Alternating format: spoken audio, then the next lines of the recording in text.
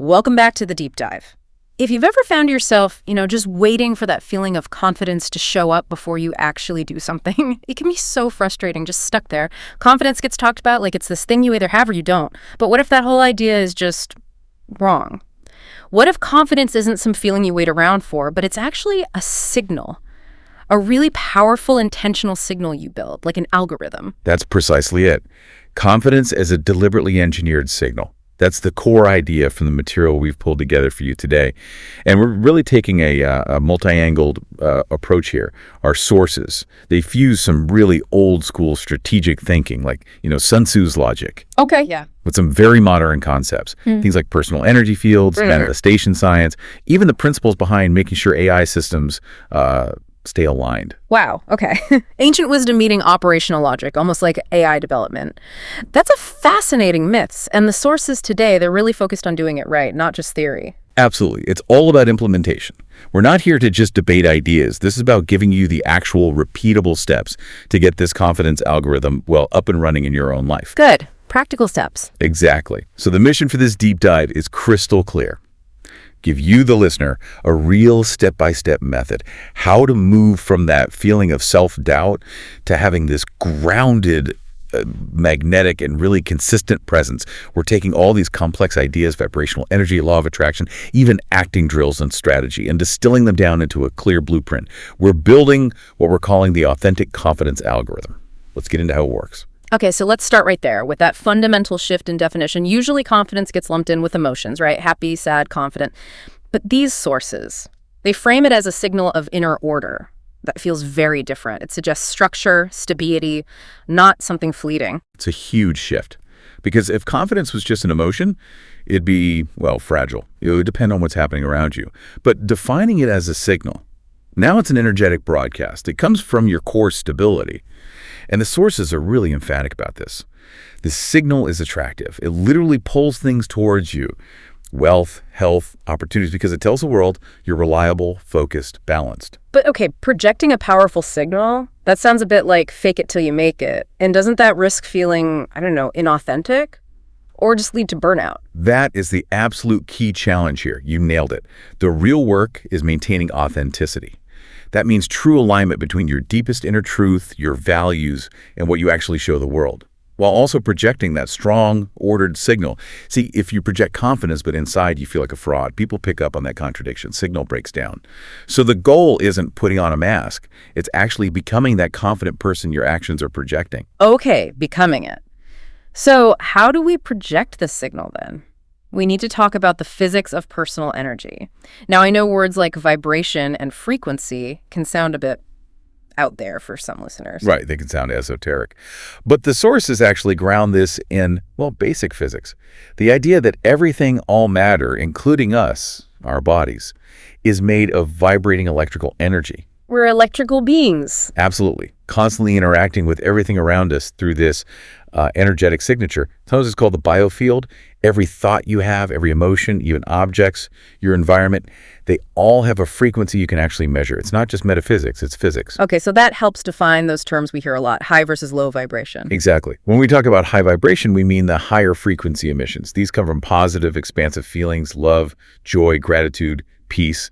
Those feel light, right? Sure. And then conversely, negative contractive emotions, fear, shame, anger, anxiety, they naturally generate lower frequency emissions. These frequencies, they literally determine the quality of your biofield, your signal. So a confident person isn't just mentally tough, they're energetically tuned.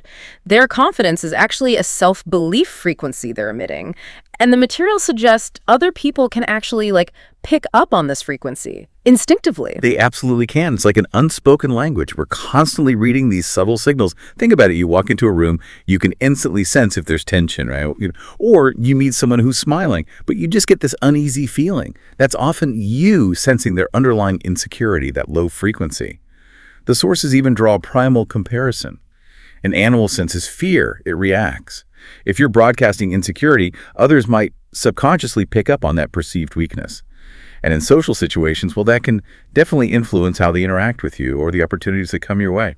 Wow. Okay. That makes the goal really clear then. We need to fundamentally shift our internal energy signature. What we broadcast needs to match the stability and success we actually want. So how do the sources say we train this whole system? It sounds like mind, body, energy, or everything. That's where we bring in what the sources call the Trinity of Awakening. Think of it as the authentic confidence formula. It says there are 3 core things you have to train, and they have to be trained together. Number 1, confidence. That's the bedrock, the grounded self-belief, the inner stability that radiates outwards. It's the power source. Okay. Number 2, acting. Now, this isn't about being fake. It's about expressive flexibility. It's the skill to adapt how you communicate, how you carry yourself, your whole demeanor, really, to fit different social situations without losing who you are at your core. It's strategic expression. Strategic expression. Number 3, authenticity. This is the anchor. Non-negotiable. It keeps everything aligned. It ensures there's no gap between that inner stability and your outward expression. Okay, wait, I need to pause you there because this is really important. The concept of acting, even strategic expression, alongside authenticity. How does that work without feeling hypocritical, without feeling like you're just performing for people? Where's that line drawn? That's a fantastic question, and it's crucial. The sources are very clear. Acting here isn't about deception. It's about conscious, expressive choice. Hypocrisy happens when your inner intention doesn't match your outer action. Yeah. Like if you feel deeply insecure, but you put on this arrogant front, that's misalignment. Yeah. That's hypocrisy. Right, okay, I see. This acting component, the way it's described, it's about training yourself to choose the response that is both appropriate for this situation and aligned with your core truth. So if your core truth, your authenticity is, I am capable and fundamentally decent, then acting is having the skill to choose the right expression. Maybe calm assertion in one meeting, maybe light humor in another, that best serves that truth in that specific moment. It's about emotional agility, not faking emotions. It lets you handle a high-stakes negotiation with strategic clarity and then shift to a casual chat with relaxed humor, all while staying anchored in your real values. When you train all 3, confidence, acting, authenticity together, that's when you achieve what we're calling authentic alignment. You can speak, act, lead with this magnetic presence, but you're totally congruent. You're just you, but expressed effectively. Okay, so we've got the energetic foundation, the authenticity piece. Now we bring in the logic, the structure that makes this an algorithm. The method is called applied philosophy. It's designed to be operational right now, moving beyond just talking about ideas towards operational reasoning. Operational reasoning. And the sources link this to how AI works, like how a smart AI might upgrade itself. So we're basically treating our own confidence like a system we can consciously improve. Exactly that. You're building a self-improving system for yourself. And this high logic algorithm, it pulls from some, well, maybe surprising historical figures to create what the sources call the 3 pillars of strategic confidence. First, Sun Tzu's strategic logic. This is all about external awareness, getting crystal clear on your goals, mastering your timing, knowing when to act, when to speak, and finding the best position for yourself in any social or professional setting. Basically, don't make careless moves. Clarity, timing, positioning. Got it. Second, Lao Tzu's natural flow from the Tao Te Ching. This is the internal balance to Sun Tzu's external strategy. It's about effortless authenticity, operating from a state of, well, being rather than forcing things. It's the confidence that comes from being in flow, where your actions feel easy and right because they just align with the moment. Okay, internal peace, flow state. And third, Jim Rohn's charisma and humor. This adds the performance element, the ability to connect, persuade, lead effectively. Rohn's influence really highlights using your intelligence and also recursion. That's the ability to self-correct, to adapt on the fly based on the feedback you're getting.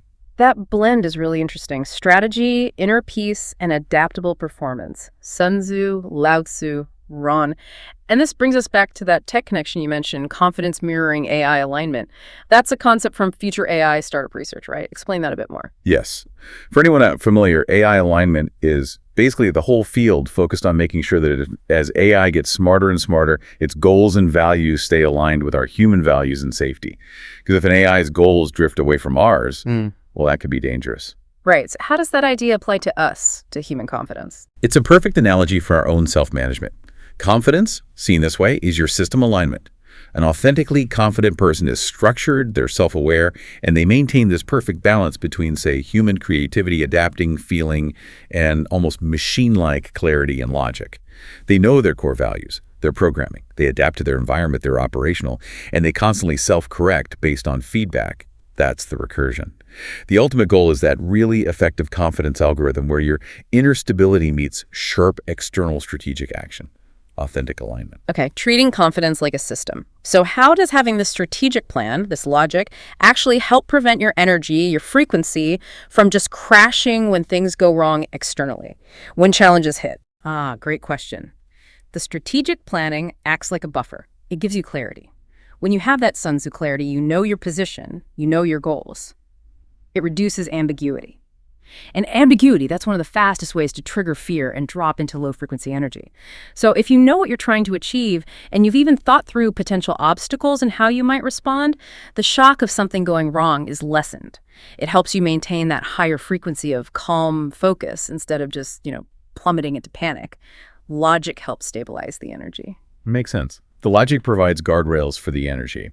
This strategic angle leads us right into one of the first really practical steps the sources mention for kicking this system off, the persona drill. This feels like a good bridge from theory to doing something because it tackles that mental block head-on, the idea that confidence only comes from past wins. Oh, that block is huge, isn't it? We think, well, I failed last time, so I can't possibly be confident now. The persona drill just throws that out the window. It's basically an acting exercise. It's designed to prove to yourself that confidence is something you can construct. You can build it using your imagination right now. Okay, so how does someone listening try this tomorrow without feeling, ridiculous? You start small. You invent a temporary persona, maybe just for one specific event or interaction. It could be a slightly more outgoing version of yourself, or someone who has a quality you wish you had more of, maybe unshakable calm or really sharp humor. The instruction is actually to exaggerate those qualities a bit, the ones that make you feel confident or maybe just amuse other people. The key word here is permission. You're giving yourself permission, just for a little while, to step outside your usual patterns. So it's not about becoming a permanent fake person. It's about realizing that the feeling, the emotional state of confidence is accessible right now. You just use imagination to tap into it. Exactly. You construct the feeling internally first. By performing this constructed confidence, even just for a short time, you start to realize that the future you, the successful, confident you, that version already exists. It's a potential reality. You're essentially just practicing embodying that reality until it starts to feel more natural, more habitual. It's like laying the groundwork for the more detailed alter ego we're going to talk about next. Okay, let's get into those deep internal mechanics now, the manifestation steps. How do we align our minds with this powerful signal we want to send out? The sources lay out a really clear path, starting with clarity and awareness, steps 1 and 2. Yeah, these first two are absolutely vital. Because you just aim for confidence in general. It's too vague. You'll likely miss. So step 1 is goal clarity. You have to decide specifically what kind of confidence you need right now. Is it social confidence for networking? Is it creative confidence to finally start that project? Maybe it's emotional confidence for handling tough conversations. Define the goal and really get clear on why you want it. A specific target makes manifestation much faster. And then step 2, belief awareness. Okay, this sounds like where the tough work starts, the self-inventory. It often is the hardest part, yes. You absolutely have to define your starting point. That means identifying all the limiting beliefs you currently hold. And not just the surface stuff. We're talking deep, ingrained stories you tell yourself. Yeah. About your worth, your abilities, and crucially, your beliefs about manifestation itself. Do you secretly think this is all a bit silly? Do you feel deep down like you don't actually deserve success? These subconscious doubts, they create static in your broadcast signal. You have to name them, try to understand where they came from, and see how they're holding you back. Right. Digging deep to clear the static. Once that foundation's clearer, we move to something really immersive.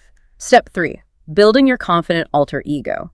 How do we make this more than just wishful thinking? How do we build something real enough to manifest? Okay, so this goes way beyond that temporary persona drill. This detailed construction work, usually written down, you actually sit and create a full profile of this future, confident you. The sources really encourage using specific sensory details. Ask yourself, how do they speak? Do they use filler words like or Is their voice calm, steady, fast, slow? How do they dress? How do they carry themselves? Think posture, energy level, even the shoes they wear. What's their vibe? What's their environment like? Is their workspace clear? Are they surrounded by quality things? Who are their friends? What kind of career do they have? And maybe most importantly, what are their core emotions? What do they feel like? Crucially, what do they not worry about anymore? Wow, that's detailed. It shifts the thinking from, I hope I get there someday, to, okay, this person exists, I know exactly who they are. Precisely. It makes the future feel tangible. which leads right into the activation. Step 4, emotional application. We've all heard feel the feeling now, but why is embodying the emotions of that future self, right here, right now, so critical for this algorithm?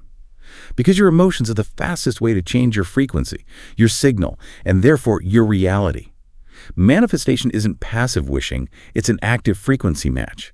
When you consistently practice feeling successful, stable, joyful before the external proof arrives, you are literally rewiring your brain. The old saying, neurons that fire together wire together. That's what's happening. You're training your nervous system to operate naturally on the confidence frequency. Okay, but what happens when we inevitably slip? You do a great visualization in the morning, feel amazing, but then by lunchtime, some work stress hits and the doubt creeps back in.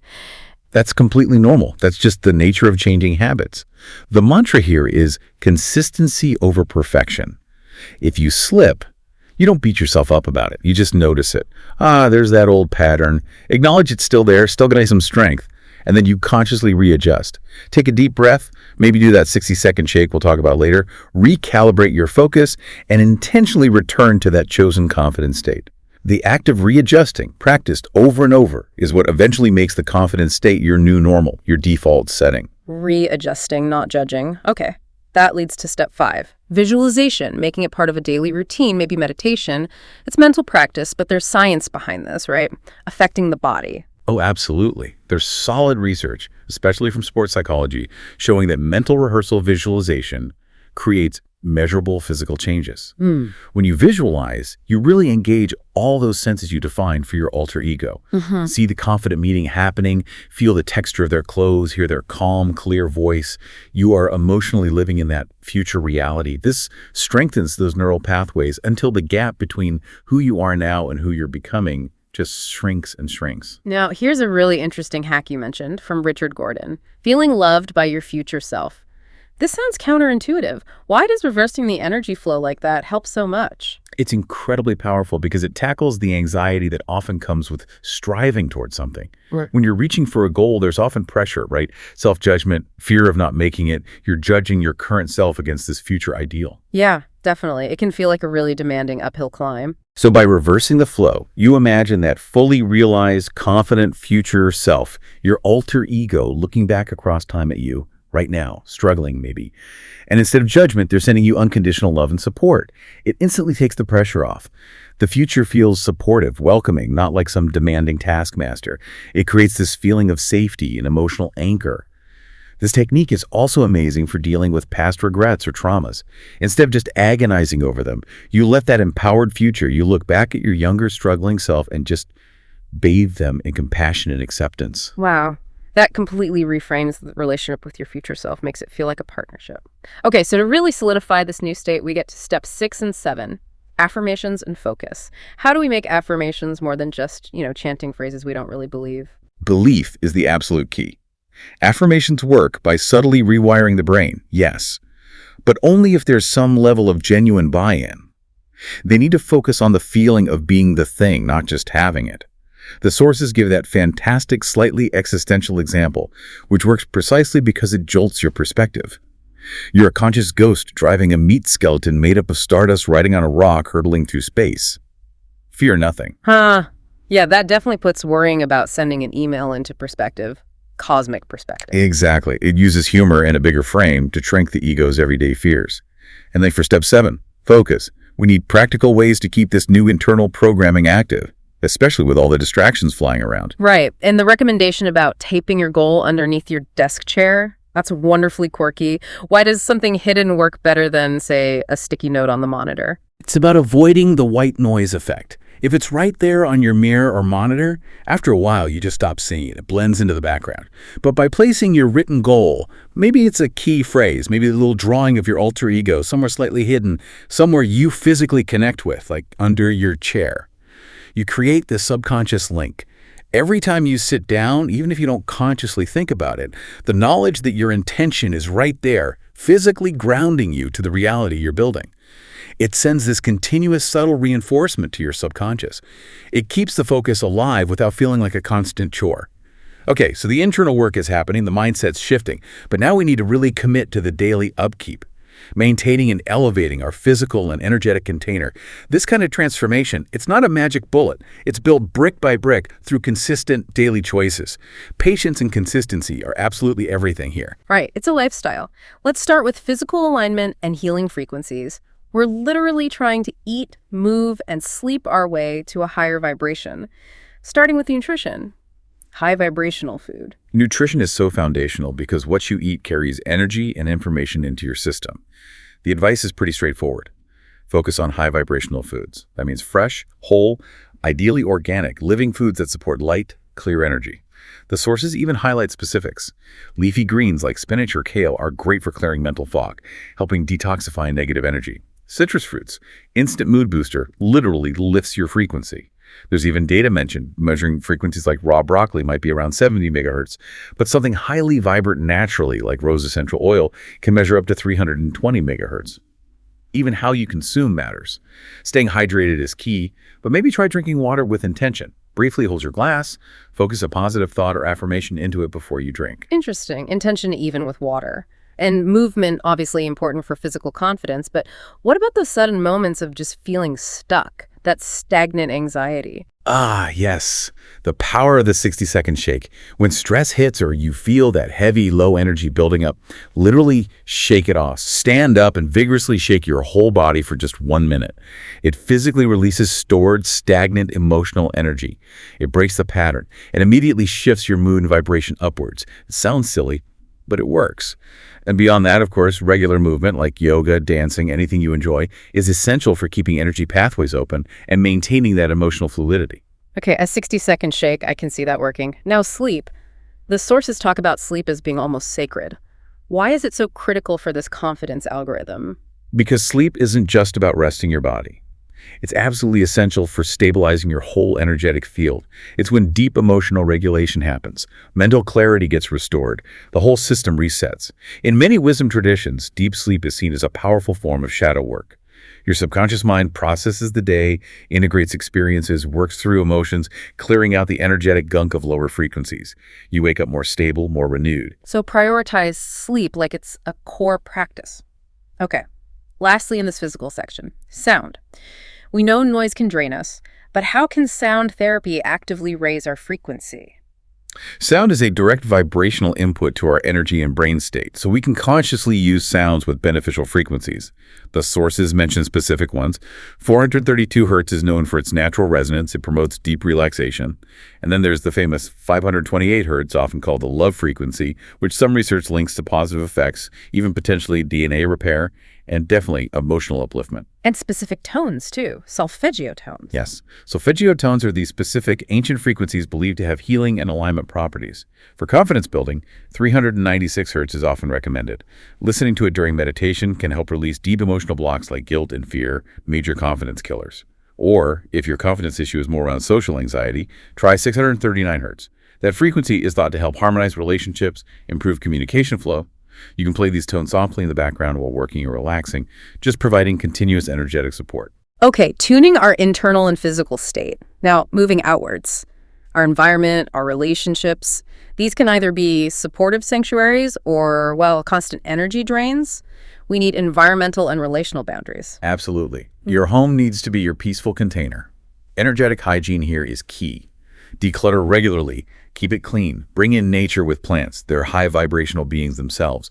And crucially, listen to your body's intuition. If you walk into a place or start talking to someone and suddenly feel drained, tired, irritated, that's your internal system signaling that the environment or the interaction is lowering your frequency. Learning to honor that signal and actually leave when possible, that's a core boundary skill. Honoring the feeling and acting on it.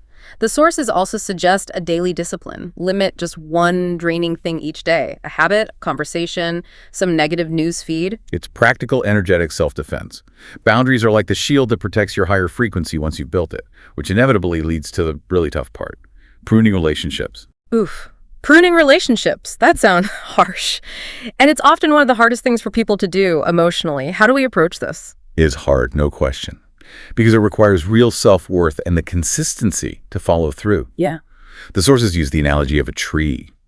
Toxic relationships, the ones that are inconsistent, make you compromise your truth, chronically drain your energy without giving back. They're like dead branches. They just pull energy from the main trunk but offer no life. Pruning doesn't necessarily mean big, dramatic confrontations. It can be a conscious, gradual process of creating distance, setting firm, non-negotiable boundaries about what you will and won't accept.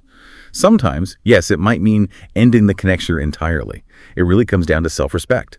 You have to actively seek out soul medicine friends, people who genuinely uplift you, respect your boundaries, and reciprocate energy, people who resonate with the high vibrational future you're building. Choosing your energetic circle carefully. Okay. Finally, in this external section, 2 really practical, real-time energy management exercises, grounding and projection. Yes, grounding is your instant stability tool. Stress hits, you feel overwhelmed. Stand up, feet flat, knees slightly bent, spine straight. Imagine roots growing down from your feet, deep into the Earth's core. Feel yourself drawing up that strong, stabilizing, almost dark, earthy energy. And at the same time, consciously release the frantic energy, the fear, the anxiety, the anger, down those roots into the earth to be transmuted. Just doing that for 30 seconds can instantly calm your nervous system. Okay, rooting down and projection. That flips the focus from internal fear outwards, right? Exactly. When you're nervous, say, before a presentation, where's all your energy? It's usually contracted inwards, hyper-focused on your own fear, your self-judgment. Projection is about shifting to generosity. Take a deep breath. Consciously expand that internal light energy you've been cultivating, the calm, the clarity, the confidence, and then mentally, intentionally project that light, that warmth, out towards the people in the room, even just towards the person you're about to talk to. It's a subtle act of giving, energetically. It instantly changes your internal state from self-focused fear to outward offering. And people often respond really positively to that warmth, which then reinforces your own confidence. It breaks the anxiety loop. Right. We've mapped out the internal work, the external practices, but this final section is crucial. It's all about action, the work ethic of confidence. Step 8. This isn't passive, is it? Manifestation needs practice. Absolutely not passive. This is where the visualization meets, well, elbow grace. You have to start actually doing things, pushing gently outside your comfort zone. If that default setting is habitual insecurity, you need deliberate, purposeful repetition to overwrite that old program. It doesn't have to be huge leaps. Remember, consistency over perfection. Small, consistent daily actions build capacity over time. Small steps, consistently.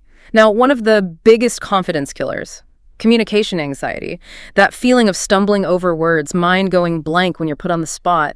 The sources give a really detailed, almost tactical 4-step plan for preparing for those tricky conversations. Can we walk through that? Say the listener has a big meeting with a client who's known to be pretty critical. Perfect example. Let's apply that strategic logic system right here. 1, repeat your affirmations just before you walk in. Mentally or quietly repeat your core confidence statements. Something like, I am calm, I am knowledgeable, my ideas are valuable. Okay, prime the mind. 2, list your key points. Get super clear. Write down or just mentally lock in maybe the 3 most essential things you need to communicate. That's your Sun Tzu clarity. No rambling. Message discipline, got it. 3, decide on your desired feeling response. Don't just go in hoping for the best. Choose how you want to come across. Authoritative, warm and collaborative, calm logic.